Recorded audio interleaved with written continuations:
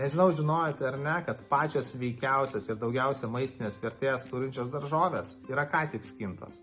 Ir kiekviena diena po skinimo jos mažėja.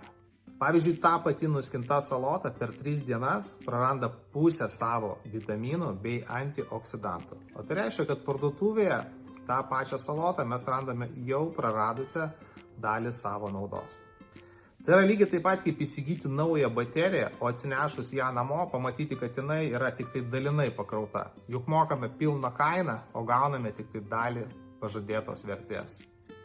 Būtent šios idėjos vedamas šiuo metu ieškau kelių šeimų, kurias aprūpinsiu sveikomis, be jokių pesticidų, augintomis ir ką tik skintomis lapinėmis daržovėmis, prieskoninėmis žolelėmis bei mikrožalumynais.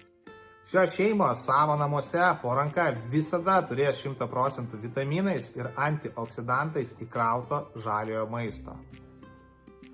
Jas aš aprūpinsiu specialią, net labai mažoms erdvėms pritaikytą šviežių daržovių ir prieskoninių žolelių auginimo įrangą.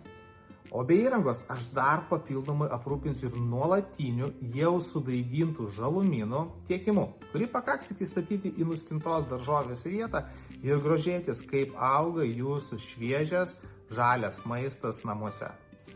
Ir smagiausia dalis yra ta, kad tai pareikalaus tik tai 10 minučių per mėnesį jūsų asmeninio laiko pakeisti vandeniu su maistinėmis medžiagomis, kurio tiekimu aš taipogi pasirūpinsiu, jūs gausite viską į savo namus.